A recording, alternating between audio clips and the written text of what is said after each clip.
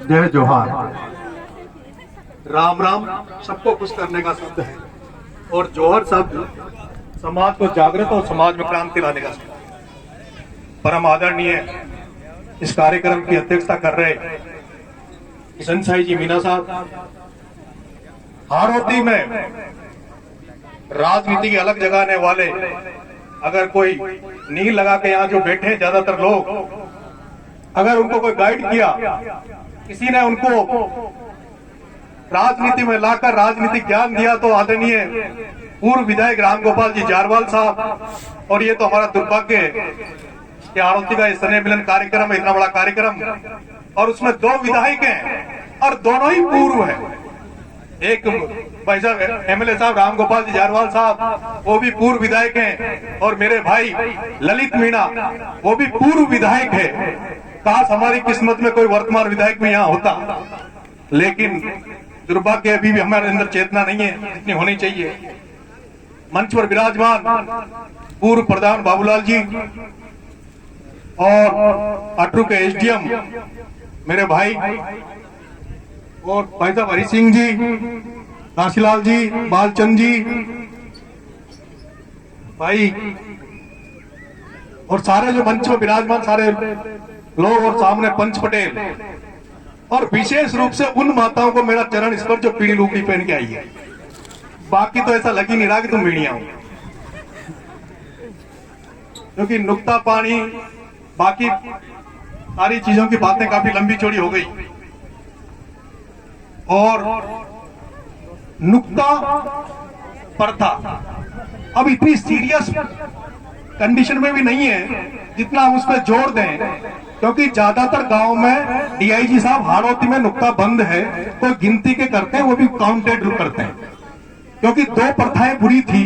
एक तो नुक्ता प्रथा, और नुक्ता प्रथा से भी बुरी जो समस्या थी यहाँ, वो ये समस्या थी कि जो रिश्तेदार लोग जो आते थे घरों पे, वो कपड़े लेके आते थे, बहुत सारा पैसा लगता था। और मैंने ये देखा जन्म से लेकर अब तक, चाहे वो मेरी शादी हो, ब्याह हो, या कहीं भी और जगह भी है, कि जितने कपड़े वपड़े जो उड़ाते हैं वो कपड़े वपड़ों को चूहे ही खाते हैं। मैंने तो अभी तक, अभी मेरे ससुर तक ब्रांडेड भी लाते थे, रेमेंट लाते थे, मैंने तो कभी पहने नहीं थे। ये जो अभी वो भाई साहब की शादी हुई थी बम्बई वालों की एमपी में, तो एमपी वाले कम रखते हैं पहनाव उनाव का लफड़ा, तो हम नाराज हुए, भैया तुम इतने से टाउल क्यों लाए, छापियां क्यों लाए। लेकिन उन्होंने कहा कि अब हम भी वही देख रहे हैं कि अभी मेरी भाई लाल सिंह ने कहा, तो हमारे भी घर में 2-3 डेथ हुई और हम उन नुक्ता प्रथाओं से दूर रहे। नुक्ता प्रथा से दूर होते हुए भी मेरे पिताजी ने स्पेशली ये कह दिया कि हम पहना, कोई भी जो रिश्तेदार है वो पहनाने का कपड़े अपने बदलाना, भैया हम कपड़े ना तो पहनते हैं और ना कोई हमारा रिश्तेदार मरता जो ना हम कपड़ा उड़ाने ले जाते। अभी एक राजनीतिक हलचल मैंने यहाँ 12 में की थी, वैसे मैं यहाँ हाड़ौती में कम सक्रिय रहता हूँ, लेकिन उस हलचल के बाद में 3-4 महीने से मैं खेतीबाड़ी में बिजी था, और मैंने फेसबुक पे लिख दिया था कि मैं 3-4 महीने कहीं राम राम नहीं करूंगा, किसी से मिलूंगा नहीं, मैं केवल खेतीबाड़ी में व्यस्त रहूंगा। और इसलिए मैं खेतीबाड़ी में व्यस्त रहा। और ये जो मंच है, ये जो भाषण है, भाषण भी एक कला है, मंच भी एक, ये बोलना जो है अभी रिदम में नहीं आ पाया। 4 महीने से पहली बार मंच पे आया हूं तो बोल ढंग से नहीं पा रहा, टकराऊं, फिर भी कुछ बातें कहूंगा। मुझे तो ये भी पता नहीं कि, क्योंकि मैं फेसबुक सोशल मीडिया सब चीजों से दूर हूं, और इस कार्यक्रम में भी अभी लास्ट में भाई हरीश बंटी ने कहा कि भाई साहब आपको आना है, तो मैंने कहा यार मेरे पिताजी चले गए, छोटा भाई भी चला गया, मैं क्या करूंगा, कि नहीं आपको आना ही पड़ेगा। तो लहसुन की पट्टी में पानी मोड़ आए हो, अखबार से गया बात देख लीजिए, नहीं तुझे सर काम जाओ। तो मैं आया हूं, मैं आपसे कुछ महत्वपूर्ण समस्याओं पर बात करना चाहता हूं। हाड़ौती की जो समस्या है, अभी आदरणीय जिला प्रमुख साहब भरत जी ने कहा कि शायद ये राजनीतिक मंच नहीं है तो राजनीतिक बातें नहीं करनी चाहिए, पर आदरणीय प्रमुख साहब, आदरणीय एमएलए साहब, फिर जब राजनीतिक मंच नहीं है तो आप क्यों हम सबको बुलाया है, क्यों एमएलए को बुलाया, क्यों आपको बुलाया, क्यों हमें बुलाया। आप किशन साई जी को, एसडीएम साहब को, अधिकारी कर्मचारियों को बुला लेते और कार्यक्रम खत्म कर लेते। क्योंकि जब सामाजिक कार्यक्रम हो तो उसमें अध्यक्षता भी पटेलों की होनी चाहिए, और कार्यक्रम पटेलों के अनुसार ही चलना चाहिए और उनके कानून के अनुसार चलना चाहिए। लेकिन मेरा ये मानना है कि ये कार्यक्रम एक मिश्रण कार्यक्रम है जिसमें सामाजिक चेतना बहुत जरूरी है। और सामाजिक चेतना तभी आ सकती है जब आपके पास आर्थिक चेतना हो और तब आपके पास राजनीतिक चेतना। आज सबसे ज्यादा जरूरत हमें है तो आर्थिक और राजनीतिक चेतना की है। सामाजिक चेतना तो हमारे जो पंच पटेल थे, हमारे जो पूर्वज थे, उनमें भी खूब थी। आज हिंदुस्तान में जो संस्कृति सभ्यता हमारी बची हुई है, उतनी संस्कृति सभ्यता मैंने तो किसी दूसरे वर्गों में, किसी दूसरे समाजों में नहीं देखी। लेकिन हम जब हाड़ौती में उधर से आए तो आज हमारा हाड़ौती में जो पहनाव है, जो संस्कृति है, वो थोड़ी धूमिल हुई है, थोड़ी कमजोर हुई है। उस पर भी फोकस करने की जरूरत है। उसके साथ साथ आर्थिक और राजनीतिक बातें भी करनी जरूरी है। इसलिए मैं तो ये मानता हूं कि सामाजिक और आर्थिक बातें आपने कर ली और राजनीतिक बातें मुझे करनी चाहिए, और वो नीड है, जरूरत है इस हाड़ौती के लिए और इस एरिया के लिए। राजनीतिक चेतना बहुत जरूरी है। जब तक राजनीतिक चेतना आपके अंदर नहीं आएगी तब तक ना तो आप आर्थिक रूप से संपन्न बन सकते हो और न ही आपकी संस्कृति और सभ्यता मजबूत हो सकती है। क्योंकि अब राजनीति केवल शौक नहीं रहा है, अब राजनीति सब कुछ है। पहले एक जमाना था जब राजा महाराजा हुआ करते थे, लेकिन आज हम ये देख रहे हैं कि राजा महाराजा गढ़ किले महलों को छोड़कर राजनीति में आ रहे हैं, चुनाव लड़ते हैं। और चुनाव लड़ते रहा, आपने देखा होगा हमारे यहाँ मुख्यमंत्री भी बनते हैं। आपने जब हाड़ौती की मुख्यमंत्री बनी जब भी देखा होगा, उदयपुर का कोई मुख्यमंत्री बना होगा तब भी देखा होगा, कोई जोधपुर का मुख्यमंत्री बना होगा तब भी देखा होगा। जिस एरिया से जिस समाज का व्यक्ति बड़े पद पे चला जाता है, उस समाज को पीछे मुड़ के देखना नहीं पड़ता, और ये केवल राजनीतिक कारण होता है। अगर आपके पास राजनीति अगर मजबूत है, राजनीति अगर दमदार है, तो आपके लोगों के उद्योग धंधे भी होंगे। आप लोगों को किसी का आगे गिड़गिड़ाना नहीं पड़ेगा, क्योंकि मुख्य जो है, मेन मकसद है, वो मेन मकसद तो अगर हमें कहीं जाना पड़ता, किसी काम के लिए जाना पड़ता, तो किसी न किसी नेता के दरवाजे पे ही जाना पड़ता है। चाहे आपको फैक्ट्री खोलनी पड़े, चाहे आपको पेट्रोल पंप खोलना पड़े, चाहे आपको खेती बाड़ी में सब्सिडी चाहिए, आपको कुछ भी करना पड़े, लेकिन लास्ट में तो हमें किसी न किसी दरवाजे पे अगर जाना पड़ेगा तो किसी न किसी नेता के यहाँ जाना पड़ेगा। मैं आपसे कहना चाहता हूँ ना, तोड़ू हेलो, मैंने अभी एक कार्यक्रम किया था 12 और मैं किसी पार्टी विशेष का व्यक्ति नहीं हूं, कांग्रेस में काम कर रहा हूं एक कार्यकर्ता के हिस्से, लेकिन मैं बंधुआ मजदूर नहीं हूं।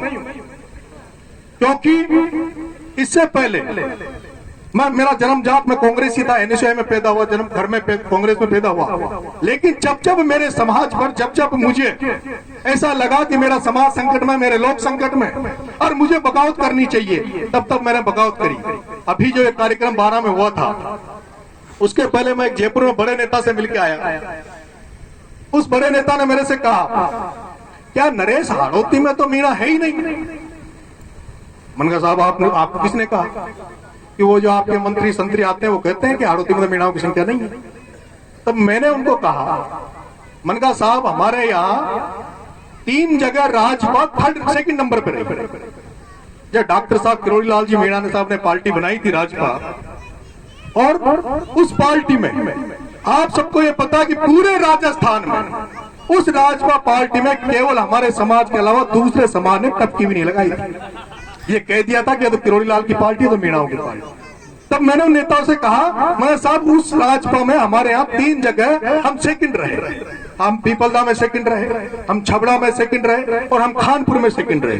और उसी दौरान हमारा मनोर थाना में विधायक बना, हमारा किशनगंज साबाद में विधायक बना। हम 5 जगह, हम इस हाड़ौती में 5 जगह डोमिनेंट है और हमारी इतनी संख्या वहां है। लेकिन दुर्भाग्य की बात यह है कि अभी तक हमारे वहां वो चेतना और जागृति नहीं आई। अभी भी लोग कांग्रेस और बीजेपी से बंधे हुए।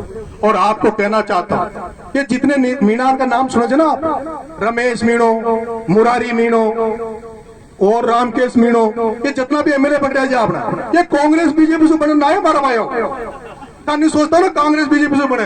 रमेश मीणो बसपा से बन रहा है, रामकेश मीणो बसपा से बनियो, मुरारी मीणो बसपा से बनियो, ओम प्रकाश हुल्लो निर्दलीय जीत्यो।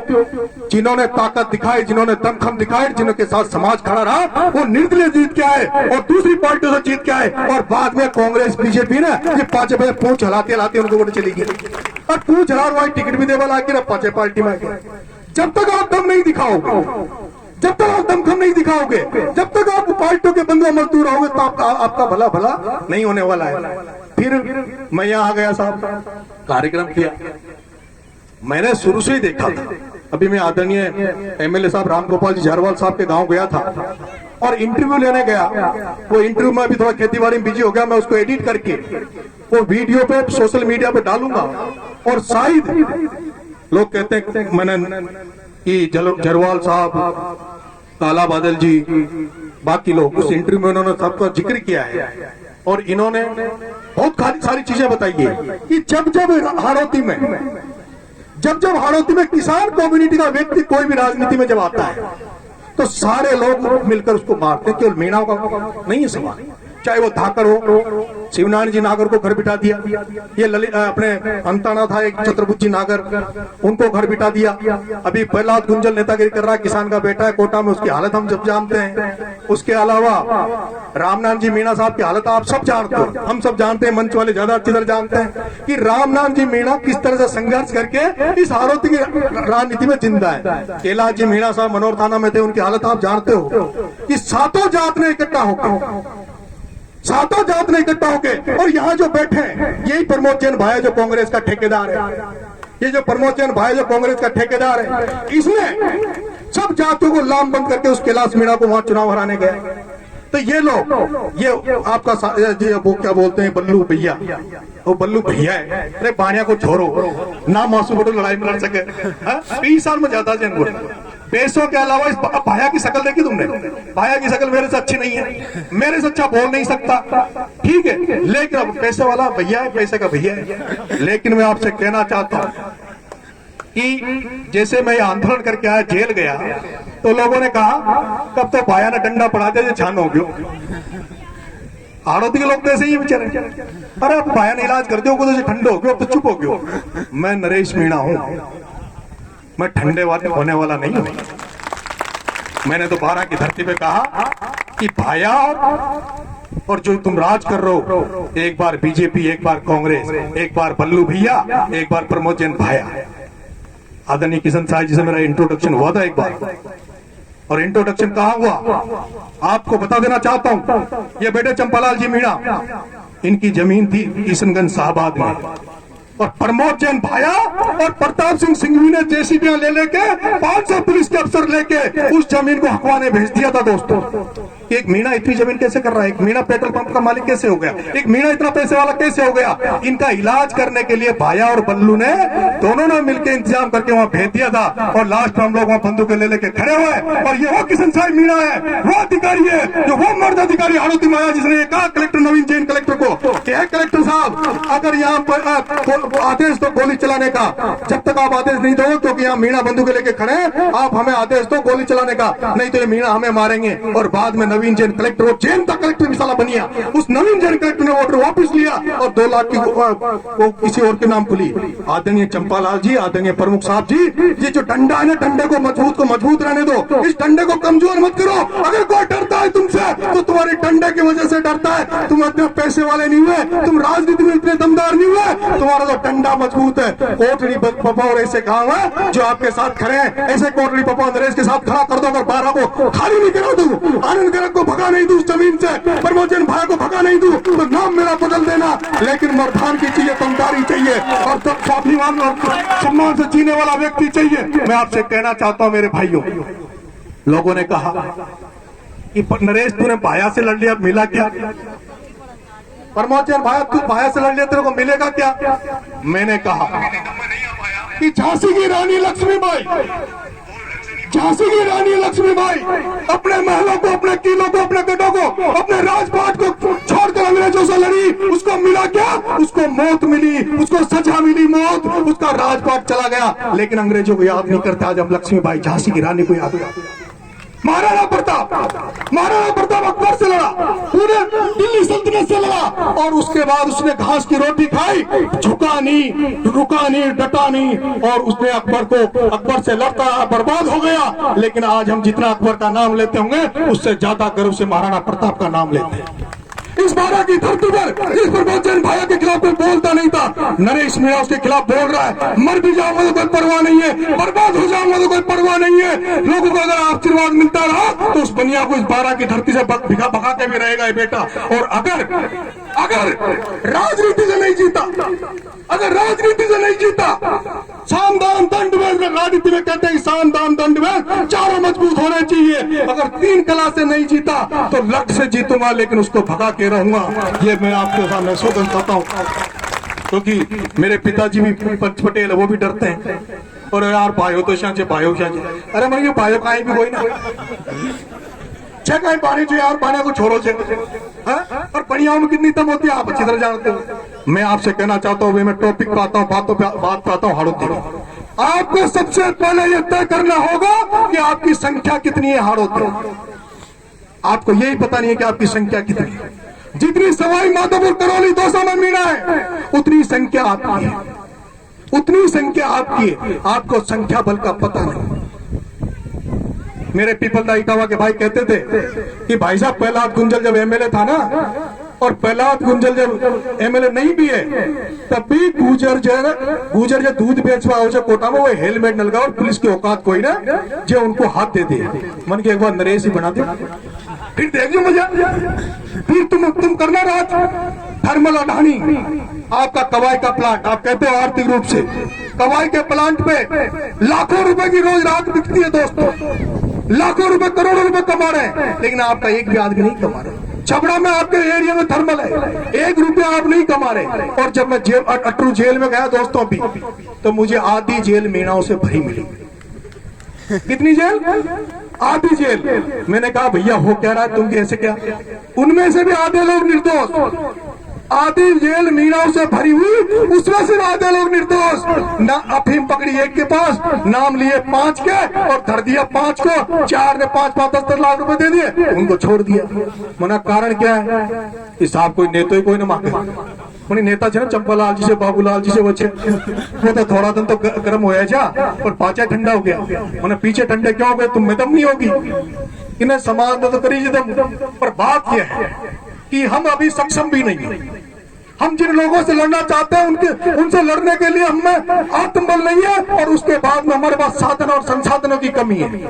मैं आपसे कहना चाहता हूं, नरेश मीणा अकेला काफी है, लेकिन आपको पता है, क्योंकि मैं कोई धन्ना सेठ का बेटा नहीं हूं, मैं एक किसान का बेटा हूं, और मेरी कंडीशन खेड़ी कार्य आसपास का तो जानता हुआ अच्छी तरह जानते हैं कि केवल एंड केवल मैंने आज दिन तक 2 रुपए कहीं कमाए नहीं। मौके तो आए थे जयपुर में बहुत कमाने के, लेकिन किसी जमीन जायदाद पे कब्जा करने की नीयत नहीं थी। इसलिए आज भी डिपेंड है, तो कल खेती बाड़ी पे डिपेंड है। अब सोच रहा हूँ थोड़ा बहुत लसन कटिया हुआ, फिर दोबारा रैली कर देंगे, फिर नाटक नोटिंग कर देंगे, फिर तुम्हारा कमा कर देंगे। पर कमाता हूँ तो हार्ड मेहनत करके कमाता हूँ और खर्चा भी करता हूँ। मैं आपसे कहना चाहता हूँ, आपको जगने की जरूरत है, संख्या बल की जरूरत है। और आदरणीय ललित जी एमएलए साहब, दोस्तों सबसे ज्यादा खुशी मुझे होती है ना, तो इस एमएलए ललित मीणा से होती है। पूरी 12 में जितनी तारीफ इसकी है, सारे युवा पहली बार मिला हूं मैं इनसे। आज दिन तक मैं एमएलए साहब से मिला नहीं, पहली बार मिला हूं। मेरे आंदोलन के टाइम पे फोन पे बात हुई थी, इन्होंने कहा नरेश जी हर तरह से आपके साथ है, हर तरह से आपकी मदद करेंगे। और एमएलए साहब, मैं इस मंच से कहना चाहता हूं कि आप पूर्व विधायक तो हो ही, आप भावी विधायक भी हो। आप हम सबकी तरफ से भावी विधायक हो, आपको कोई रोक नहीं सकता, आपको कोई टाल नहीं सकता। और हमारे जो अधिकारी कर्मचारी आते हैं, प्रमुख साहब, अब आप तो तालमेल बिठा लेते हो। अब जो अधिकारी कर्मचारी हाड़ौती में आते हैं, वो सोचते हैं कि तो नरेश मीणा तो भाया को गाली देता है, ये तो कांग्रेस के नेताओं को गाली देता है, बीजेपी के नेताओं को गाली देता है, तो इनसे राम राम नहीं करेंगे। मेरे से डरते हैं, मेरे युवा साथी मुझे काम बताते हैं, मेरे काम होते नहीं है। कई बार जब नेता की दुकान बंद हो जाती है, नेता का फोन पे काम नहीं होता है, तो भी नेता बैकफुट में चला जाता है, नेता गायब हो जाता है। आधे कारण तो गायब होने का मेरा ये रहता है कि दुकान में सामान है नहीं, चलती है नहीं, अधिकारी नेता मानते नहीं है, तो क्या करें, चुप हो जाए। लेकिन मैं जब वहां जयपुर में अधिकारियों के बीच में बैठता हूँ, लोगों के बीच में बैठता हूँ, तो वो लोग कहते हैं कि यार नरेश तुम्हारे यहाँ जमीन जायदाद खूब है, लेकिन दम नहीं है। आदरणीय किशन